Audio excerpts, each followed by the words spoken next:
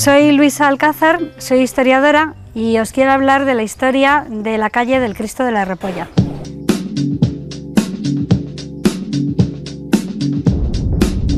Nos encontramos en una calle que tiene un nombre bastante extraño, que también les sorprende muchísimo a los turistas y enseguida me preguntan. Mirad el cartel de la calle, calle Cristo de la Repolla. Detrás de él hay dos leyendas, que además no tienen nada que ver la una con la otra. Una de las leyendas nos cuenta que llegó un pobre pidiendo, llamó a la puerta de una de las casas de aquí. La mujer no sabía qué darle, entró al corral, cogió una pollita, una gallina de esas ya crecidita y se la dio al pobre. Al día siguiente vuelven de nuevo a llamar a la puerta, abre la puerta, mira hacia todos los lados, la mujer no veía nada, hasta que mira hacia el suelo y ve un Cristo y también dos gallinas. Ante esto pensó que lo mejor sería hacer una hornacina en la fachada de la casa para que la gente, al pasar por esta calle, pudiera detenerse ante el Cristo y también rezar y pedirle. Llega la Guerra Civil de 1936, en Cifuentes bombardearon muchísimo, cae una bomba sobre esa casa y de la casa van a caer todas las paredes, excepto en la que estaba la hornacina con el Cristo. Reconstruyeron las casas, el Cristo, como podéis ver, ya no está en la pared, pero creo que debe de andar todavía por ahí en casa de alguna familia, pero no se sabe. Bueno, y tenemos también otra leyenda totalmente diferente. Aquí era donde estaban los hornos de pan y cuando uno iba con el trigo al molino a moler, el molinero se quedaba con una parte de tu trigo y a eso le llamaban pagar la polla. Después, con la harina, y venía aquí a los hornos de pan, el panadero se quedaba otra vez con otra parte de tu harina, es decir, la repolla.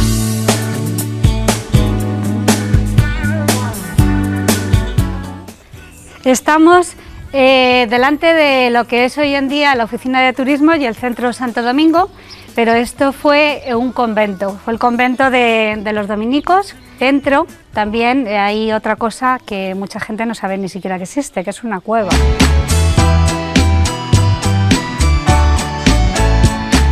Cuenta la tradición que tenía tres ramales. Uno iba a la Casa de los Gallos, otro ramal dicen que iba a la Iglesia del Salvador, que la tenemos aquí muy próxima, y otro ramal que dicen que podía llegar incluso hasta el castillo. Y además cuentan que el infante don Juan Manuel, que fue señor de la villa y fue precisamente él quien mandó construirlo, venía ni más ni menos que montado a caballo desde el castillo hasta aquí. Yo creo que puede haber como mínimo 1 kilómetro. Pues estas cuevas, si realmente comunicaban con el castillo, podían haber sido un medio pues, para que la población se defendiese en caso de ataque. La altura es considerable, como podéis ver. Aquí sí que podríamos decir que efectivamente cabe un hombre montado a caballo, aunque como veis no lo es en todo el recorrido. Ya hoy en día han pasado a ser bodegas.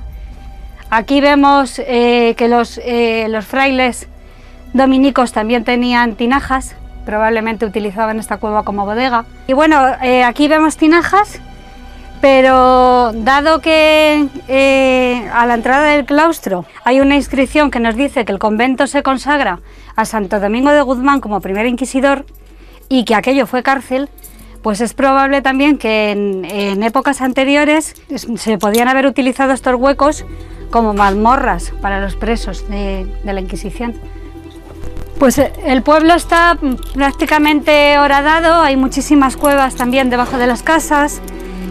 También se ampliaron cuevas y se hicieron cuevas en guerra, sobre todo en la Guerra Civil del 36 está documentado que se hicieron refugios.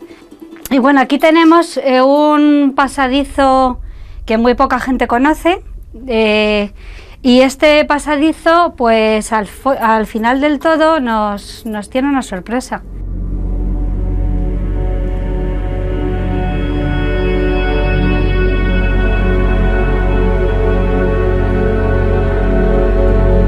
¿Veis? Aquí tenemos una galería con agua, que no sabemos muy bien exactamente de dónde viene, si es un agua que se filtró en algún momento y se ha quedado ahí, o si a lo mejor mana. ¿Siempre está así? El nivel del agua sí varía muy poco. Hubo una época de muchísima sequía y prácticamente estaba igual. Y cuando ha llovido muchísimo como ahora, pues tampoco ha aumentado el volumen. Mirad, aquí está el escudo con la inscripción que os comentaba, que consagran el convento de Santo Domingo en el año 1625 a Domingo de Guzmán, y nos indica además como primer inquisidor. Pues vamos a ver el claustro. Esto fue una cárcel ya desde la desamortización de Mendizábal, y fue cárcel también después de la Guerra Civil del 36. Y hay una leyenda que os voy a contar.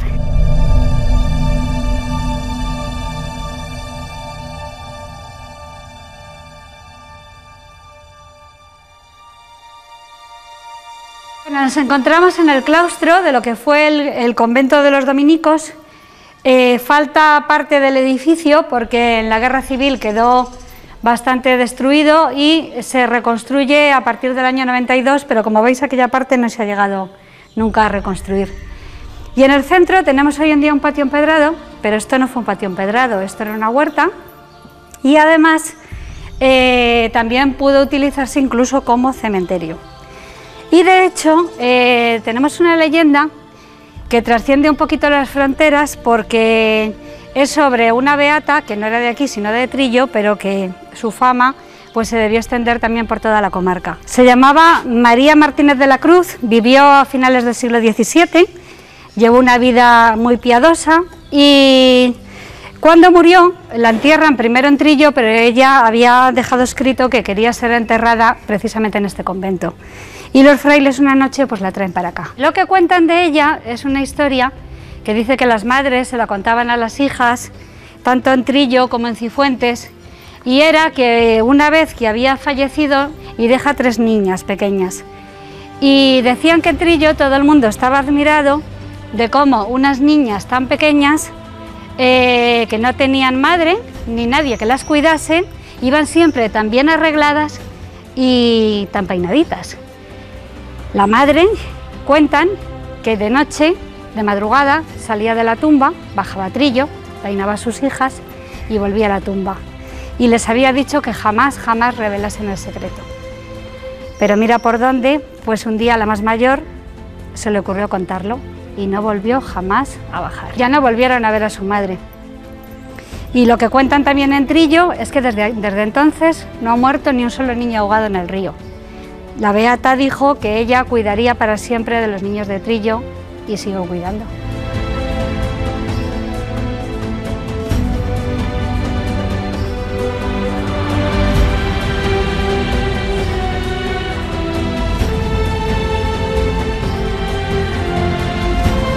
Bueno, pues os voy a llevar ahora a la iglesia del Salvador. Vamos a ver un pórtico románico muy interesante y tenemos ahí una diablesa pariendo.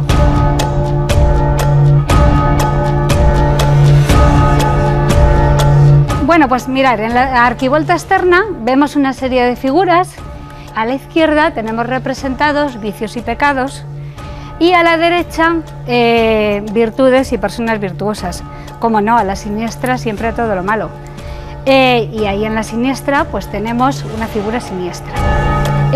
Tenemos una diablesa, es una mujer, la vemos con el pecho así un poco colgando, las piernas abiertas, pariendo, y acaba de parir un niño. Pero un niño un tanto curioso porque viene ya con una corona puesta y un cetro en la mano. Una hipótesis nos dice que podía ser que esté representando al propio rey Alfonso X el Sabio naciendo, y que lo mandara construir así en venganza doña Mayor Guillén de Guzmán, que fue la amante del rey y quien mandó construir este pórtico. Otra interpretación sería que podía significar que el poder de la monarquía viniera del diablo, por eso tenemos ese rey que acaba de parir y su madre es una diablesa. Una tercera interpretación pues podía ser que de lo peor que se puede ser estaría representado ese demonio, esa diablesa, pero Dios con todo su poder puede conseguir que de lo malo transformarlo en lo mejor. y lo mejor sería llegar a ser rey. Entonces está representado el peor pecado y la mejor virtud. Y otra interpretación también es que si nos fijamos en detalle, en el niño, en la corona, o en la supuesta corona, tiene 2 picos, nada más. Y la persona que me lo dijo pensaba que esos 2 picos podía ser que no fuera una corona, sino un gorro de bufón, y que el supuesto cetro que lleva en la mano no sea un cetro, sino la vara que llevaban todos los bufones. Y el bufón era el encargado de hacer reír, y la risa, lo divertido, en el siglo XIII era un pecado. Nos encontramos en el santuario de la Cueva del Beato y está lleno de leyendas. Aquí la tradición nos lleva ni más ni menos que probablemente al siglo I, nos habla de San Blas, y hay un poco de lío porque hay varios San Blas, hablan de 2 e incluso de un tercero. Pues se han escrito varios libros sobre este lugar, y tenemos aquí a Faustino, que fue el primero que nos escribió un libro. Hola, Faustino. Hola, ¿qué tal? ¿Qué tal? Faustino Batanero, y él en el año 2005 pues publicó el primer libro que se ha escrito sobre la Cueva del Beato.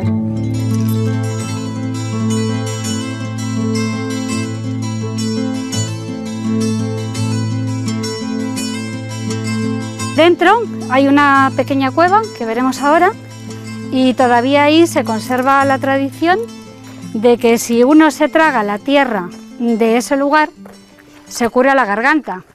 Había un San Blas, que es el San Blas famoso, el que se celebra el 3 de febrero y lo celebra toda la Iglesia en toda España, y ese San Blas probablemente no era el San Blas que estuvo aquí, era San Blas de Armenia, fue obispo de Sebaste, y a él es el que se le atribuye la curación de la garganta porque salvó a un niño de morir ahogado por una espina. Pero el San Blas, que seguramente le dio martirio aquí, vamos, que está atestiguado que murió martirizado en Cifuentes y que sus restos probablemente estuvieron incluso donde vamos a estar ahora, era San Blas de Oreto. Él no tenía que ver nada con la curación de garganta, pero con los siglos parece que hubo una refundición entre las atribuciones de un santo y del otro. ¡Hombre, Conchi! Hola, guapa. ¿Qué tal? Muy bien. Pues mira, estamos aquí, que vamos a ver la cueva. Muy bien, eso está muy bien. Así si quiere que se la enseño. Esta es la cueva y de aquí se bajaba a San Blas. Por aquí se pasaba a San Blas. Y esta arena es muy buena para la garganta.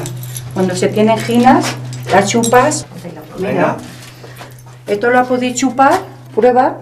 ¿Como un caramelo? Sí. Pero es arena normal. Es arena normal. La gente que tiene problemas, cuando la puerta está abierta, pasan, se llevan, la chupan y así se les cura.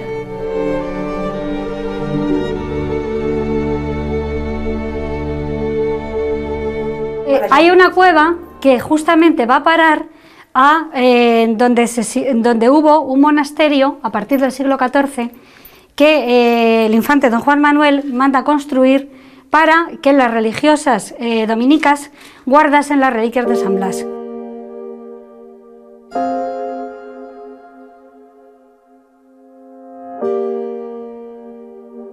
Y esta cueva de la que os estoy hablando, que arranca de aquí y que va al otro lugar, tiene también su leyenda. Cuentan que cuando mataron a San Blas, su cuerpo, ya digo, lo guardan en la cueva, y 3 jovencitas del Val de San García, que es una localidad que tenemos aquí cerca, se adentraron en la cueva. Y resulta que volvieron al Val de San García, iban con una calavera en la mano, y cuando llegan al pueblo nadie las conocía y ellas tampoco conocían a nadie. Y es que habían estado en un sueño profundo, tan profundo, que habían pasado 300 años.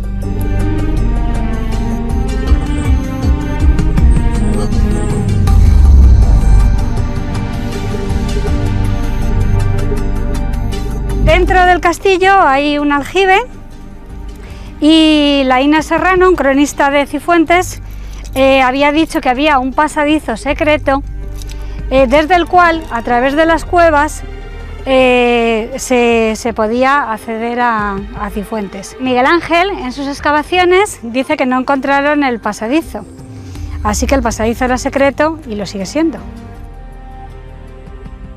Tenemos aquí el río Cifuentes, nace aquí mismo, y las mujeres pues lo podemos ver nacer con tacones y bolso.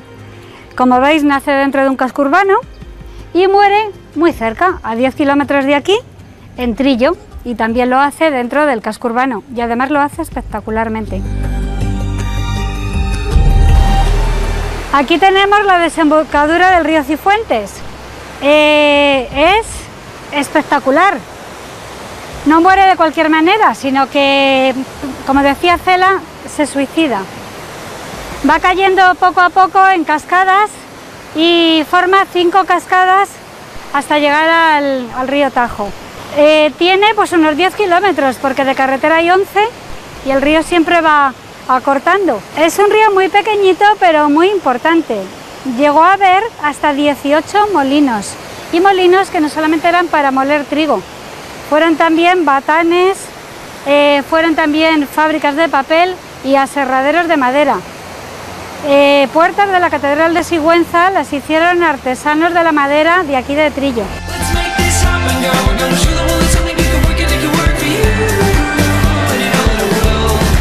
Aquí tenemos donde muere el Cifuentes, donde se nos une al Tajo.